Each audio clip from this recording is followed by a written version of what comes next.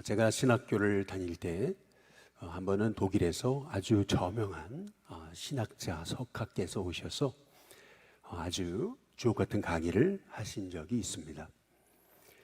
그런데 중간에 문제가 하나 이제 생겼어요. 쉬는 시간이 됐는데 이 독일에서 오신 이 석학, 이 저명한 신학자께서 쉬는 시간에 학생들이 다 있는 그 정원 앞쪽에서 이제 담배를 피신 겁니다. 그것으로 인해서 이제 그분이 그때 오셔서 이제 하신 이 강의는 다 무색해졌고, 그것으로 인해서 그 담배를 피신 그 신학자의 그 문제로 인해서 신학교 내에 아주 큰 갑론을박의 이제 논쟁이 이제 있었던 것을 이제 제가 이제 기억을 합니다. 이와 비슷한 일이 지금 여기 고린도 교회에 이제 벌어지게 이제 됐던 거죠. 우상의 제물로 인해서 이 고린도 교회 안에 이제 해결해야 될 이런 영적인 이제 문제가 이제 생겨지게 이제 됐던 겁니다. 이 우상의 제물에 바쳐진 음식의 문제로 인해서 이것을 한쪽에서는 이제 이렇게 생각했던 거죠. 그거는 그냥 음식일 뿐인데, 그게 우상 앞에 드려진 음식, 제물이라 하더라도 그건 하나의 음식이지 않느냐. 음식일 뿐인데, 뭐 거기에 무슨 영적인 힘이 있느냐는 둥. 이거 음식일 뿐이다. 아무것도 아니다. 이제 이렇게 이제 생각하는 이제 무리가 있었던 반면에 이제 또 한 무리는 이제 이런 겁니다.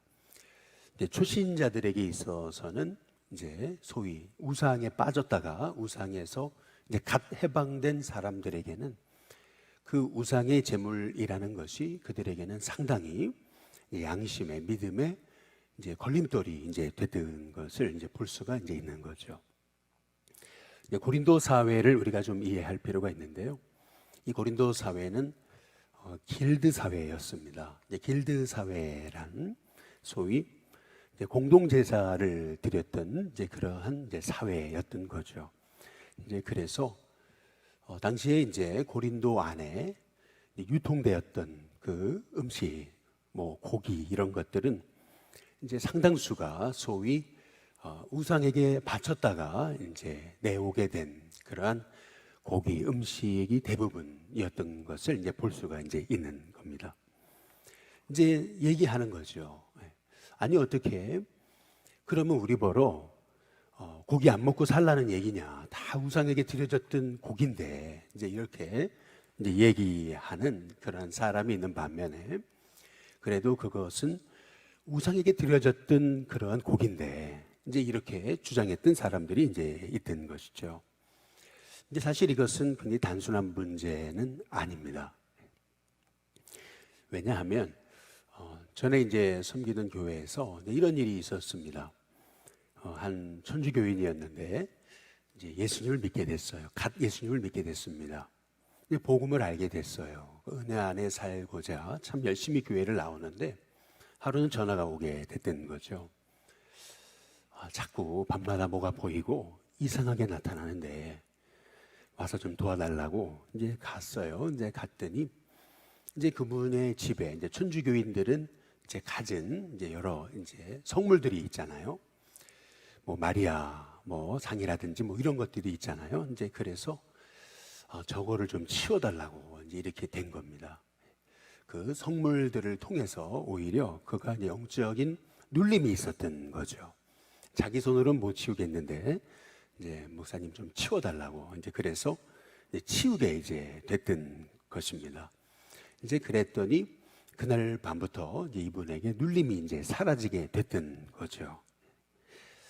그러니까 어떤 이에게는 음식이라는 거, 우상에게 바쳐진 음식이 단순히 음식이지만 믿음이 강한 자에게는, 그러니까 지식이 있는 자에게는 그 음식이 단순한 음식입니다. 여기에 뭐 영적인 그러한 힘이 없어요. 그런데 이제 믿음이 약한 자, 또 약한 양심을 가지고 있는 자들에게는 그 음식은 굉장히 영적인 효력을 발휘하는 음식이 될 수도 있다라고 하는 그러한 얘기입니다. 그래서 지금 사도 바울은 이제 이렇게 얘기하고 이제 있는 거죠. 오늘 말씀 우리 고린도서 8장 1절에 이제 보시면은 우상의 제물에 대하여는 우리가 다 지식이 있는 줄 알지만 지식은 교만하게 하고 사랑은 덕을 세운다. 이제 이렇게 이제 말하고 있습니다. 근데 이 얘기는 뭐냐면은 음식이 단순한 음식일지라도 우리가 이렇게 올바른 그런 신앙의 지식을 가지고 있지만 그러나 믿음이 약한 자들에게는 그 음식이 아니라 어떤 영적인 걸림돌이 된다면은 그러면은 우리는 단지 우리의 그 올바른 지식만을 내세울 것이 아니고 사랑에 근거한 그러한 지식이 되어야 된다라고 이제 그렇게 사도 바울이 이제 말하고 있는 겁니다. 소위 이런 얘기죠. 내가 옳은 말 하고 있는데 뭐가 문제냐고 그러면서 계속 옳은 말을 하는 분들이 있잖아요. 어떤 상황 파악을 하지 못하고 이제 어떤 사람은 그 옳은 말이 그를 아프게 하는 건데 이게 옳은 말인데 뭐가 틀린 거냐고 이제 얘기하는 분들이 있더라라고 하는 거죠. 옳은 말도 중요하지만 그러나 그 옳은 말이 누군가에게는 깊은 상처가 될 수도 있다라고 하는 것을 생각한다면은 그 옳은 말도 사랑으로 할 수 있는 그 지혜가 우리에게 이제 필요하다라고 하는 얘기죠. 이게 무슨 말이냐면 미국에서 교사들의 교사라고 불려지는 아주 존경받는 바커 팔머라고 하는 분이 계세요. 이 교사들에게 있어서는 정말 교사 중에 교사다라고 불리는 참 저명한 교육학자인데 참 아이러니하게도 이분이요 자신이 아주 깊은 우울증을 2번이나 앓았어요. 남을 가르치고 또 남에게 이렇게 교사로서의 자질을 가르쳤던 저명한 학자인데 자기 스스로가 깊은 우울증에 이제 2번이나 이제 빠졌던 겁니다. 근데 이분이 이제 우울증에 이제 빠지니까 사람들이 이제 이렇게 반응을 하더라는 거죠. 아니 그렇게 집에만 있지 말고 좀 밖으로 나가서 좀 걸으라고 좀 뛰기도 하고 해보라고 그러면 우울증이 나아질 거라고. 또 어떤 사람들은 그러더라는 거예요. 아니 당신 같은 석학이 어떻게 그렇게 우울증에 빠질 수 있는 거냐고. 그렇게 지식 있는 사람이 아니 우울증에 대한 기본 개념도 없냐 이렇게 얘기하는 사람이 있었고 또 한 사람은 이제 이렇게 이제 얘기를 이제 하더라는 겁니다. 이 우울증에 좋은 책이 있는데 이 책 한번 사서 보라고 읽어보면은 우울증을 빨리 날 거라고 이렇게 이제 얘기하더라는 거죠. 그런데 오히려 이제 사람들이 그렇게 얘기를 하면 할수록 오히려 더 마음의 아픔과 상처가 되더라는 겁니다. 이게 몰라서 지금 여기서 벗어나는 게 아닌데 뭐 나가서 좀 걸어봐라. 그리고 좋은 책을 사서 읽어봐라. 뭐 당신 같은 석학이 그것도 몰라가지고 그렇게 우울증에 빠져서 헤매고 있느냐. 이런 얘기들은 하나도 도움이 안 되더라는 거예요.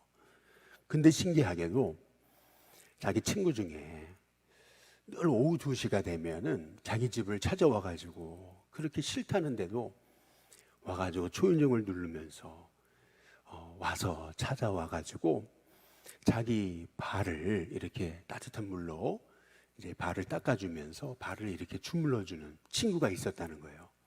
항상 매일 오후 2시가 되면은 꼭 자기에게 찾아와가지고 자기의 그 더러운 발을 매일 주물러주는 친구가 있었다는 거예요. 뭐 이 친구가 와서 많은 얘기를 했던 게 아니라는 거죠.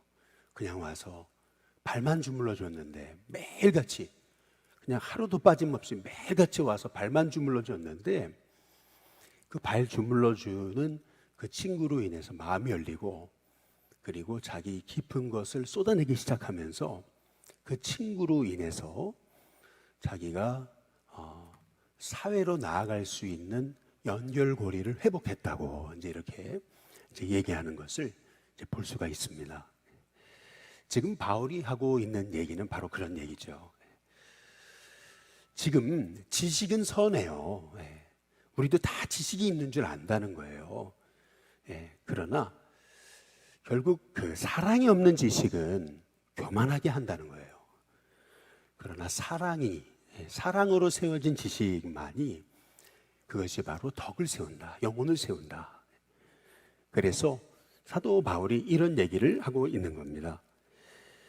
여기 9절에 한번 보시면은, 그래서 너희의 자유가 믿음이 약한 자들에게 걸려 넘어지게 하는 것이 되지 않도록 조심해야 된다.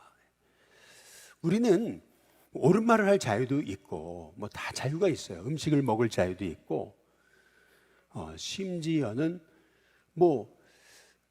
우리가 소위 담배 필 자유도 있는 거죠. 우리 한국에 선교사님들이 들어오면서 우리 한국 사람들은 술을 마셔도 건강하게 마시는 게 아니고 술에 인이 박여가지고 그래 술 때문에 폐가 망신하는 거예요. 담배를 그냥 피는 게 아니고 그것 때문에 문제가 생기는 거예요. 사회적인 문제가 생기는 거죠. 그래서 선교사님들이 우리나라에 들어오시면서 이 술을 먹지 않는 거, 담배를 피지 않는 것, 이제 이것을 우리 한국 기독교의 신앙의 윤리로 이제 삼게 된 거죠. 이거 굉장히 좋은 이제 지식이잖아요. 그러니까 나는 이것은 서양에서는 해도 되는 거고, 한국에서는 이제 이거는 단지 문화적인 그런 차이일 뿐이지. 이제 이렇게 얘기하면서 물론 뭐 담배도 필 수 있고 할 수 있겠죠. 그러나 사도 바울이 말하고 있는 것은 바로 이런 거예요. 11절에 보면은 그러면 내 지식으로 그 믿음이 약한 자가 멸망한다. 그는 그리스도께서 위하여 죽으신 형제다. 그 너의 그 옳다고 하는 지식으로 인해서 너의 그 자유로 인해서 혹시 형제가 그 너의 모습 때문에 실족하여 걸려 넘어진다면 너는 그 형제를 죽이는 것이다. 이제 이렇게 사도 바울이 말하고 있는 거죠. 그래서 바울은 이제 이렇게 말하고 있습니다. 13절. 이제 오늘 이 말씀이 바울이 이 우상에게 바쳐진 재물에 관한 문제를 해석하는 너무나 중요한 핵심이 되는 그런 말씀이에요. 우리 13절 같이 한번 읽어보겠습니다. 함께 있습니다. 시작. 그러므로 만일 음식이 내 형제를 실족하게 한다면 나는 영원히 고기를 먹지 아니하여 내 형제를 실족하지 않게 하리라. 만일 음식 문제가 내 형제를 실족하게 한다면 나는 영원히 고기 먹지 않겠다. 이제 사도 바울이 참 놀라운 선언을 이제 하고 있는 겁니다.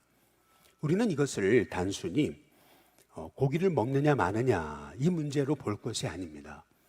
지금 사도 바울이 만일 이 고기를 먹는 문제가 내 형제를 실족하게 한다면 나는 영원히 고기에 입을 대지 않겠다. 이제 이 얘기는요, 이것은 사도 바울이 가지고 있는 엄청난 이 복음의 신학에 기초한 그러한 믿음의 고백인 것을 이제 알 수가 있는 거예요.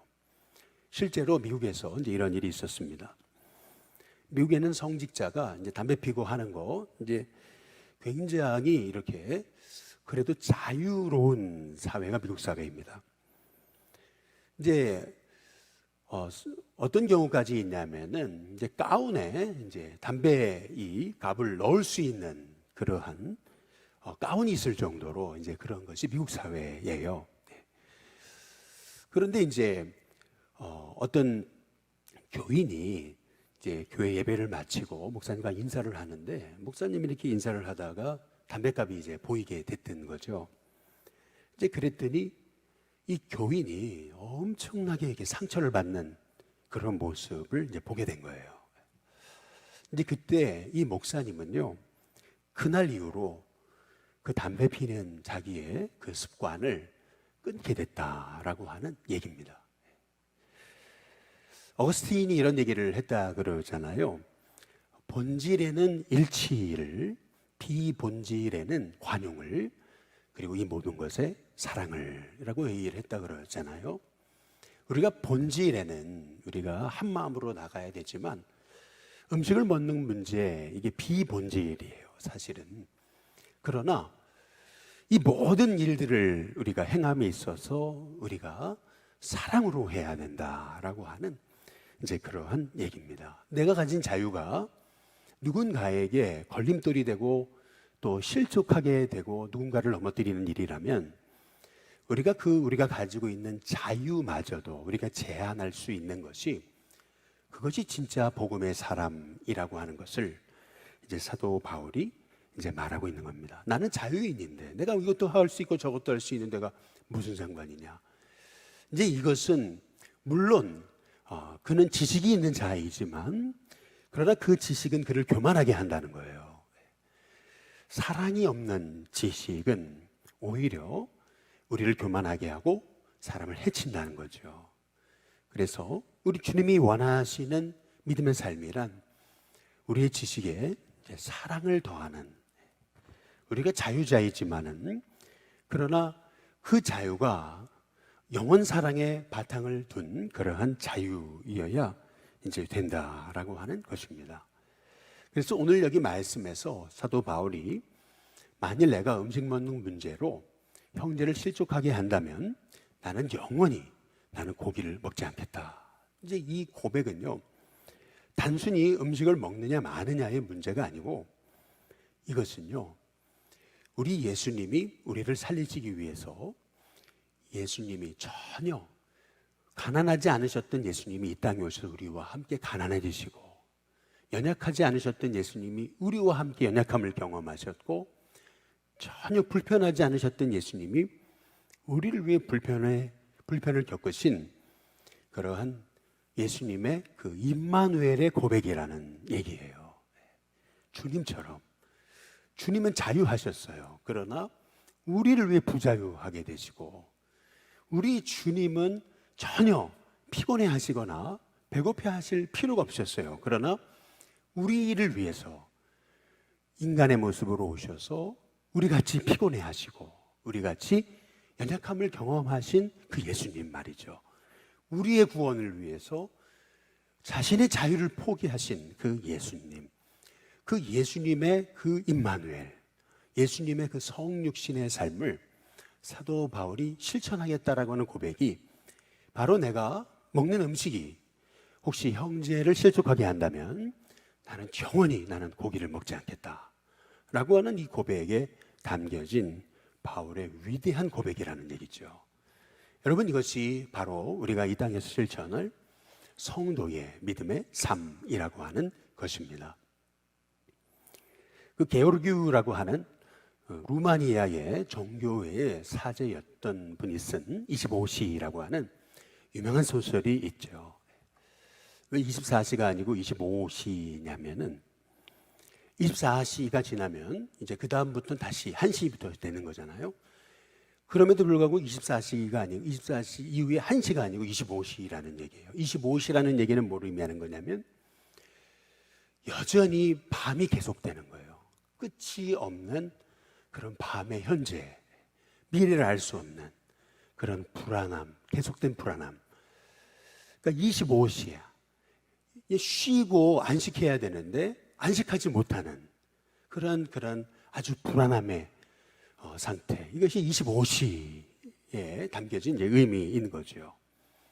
이 25시라고 하는 이 책은 소위 약소국가의 국민으로 태어나가지고 강대국 사이에서 겪지 말아야 될 그런 엄청난 고난을 겪었던 한 인생, 요한 모리츠라고 하는 인생의 아픔을 이제 그린 건데요. 이것이 바로 이 게오르기가 겪었던 그런 인생의 고난이었던 거죠. 그런데 이 25시에서 이런 얘기가 나옵니다. 도대체 사랑이란 뭐냐는 거예요. 사랑이란. 사랑을 이렇게 얘기하고 있습니다. 비가 오는 날 이제 비를 맞고 오는 사람을 이제 밖에 나가서 맞이하는데 드리는데 이제 우리는 이제 우산 하나를 더 챙겨가지고 그에게 이제 우산을 씌워줄 수 있는 거잖아요. 아니면 우산을 건넨다든지. 물론 이것도 사랑이지만 비를 맞고 있는 사람에게 우산을 건네주고 우산을 씌워주는 것도 사랑이지만, 그러나 비를 맞고 있는 사람을 위해서 내가 가지고 있는 우산을 내려놓을 수 있는 거, 함께 비를 맞아줄 수 있는 거, 이제 이것이 진정한 사랑이다라고 이렇게 이제 말하고 있는 겁니다. 뭐 나는 비를 안 맞고 있는데 저 사람 비를 맞는 둥 마는 둥, 그게 무슨 상관이냐? 뭐 그가 비를 맞는 거랑 나랑 무슨 상관이냐? 이것이 아니고 비를 맞고 있는 형제를 위해서 나 자신이 쓰고 있던 우산까지 내려놓고 함께 그가 겪고 있는 아픔에 동참해 주는 거. 여러분, 이것이 진정한 사랑이라고 하는 얘기입니다. 그것이 바로 임마누엘이셨던 거죠.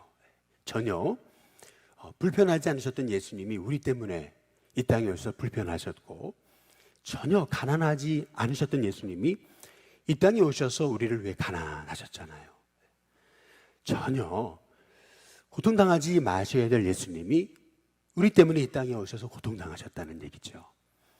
만약에 그 십자가의 복음, 그 십자가의 사랑, 그 임마누엘, 그 주님의 그 성육신의 은혜를 우리가 안다고 한다면은 우리가 이렇게 음식 문제 때문에 믿음이 연약해서 걸림돌이 되고 실족하는 그러한 영혼들, 그 영혼들을 향해서 주님의 사랑으로 그 형제를 우리가 바라볼 수 있을 수밖에 없다라는 거죠. 그래서 만일 이 음식이 내 형제를 실족하게 한다면은 나는 영원히 나는 고기를 먹지 않겠다.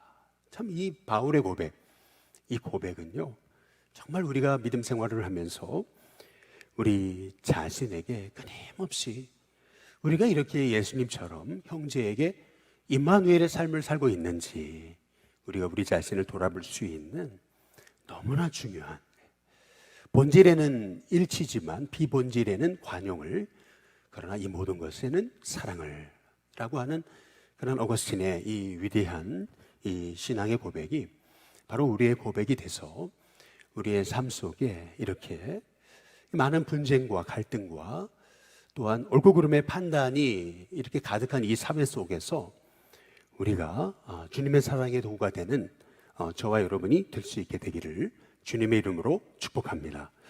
오늘 시간 우리 함께 찬송가 294장 함께 찬양 부르겠습니다.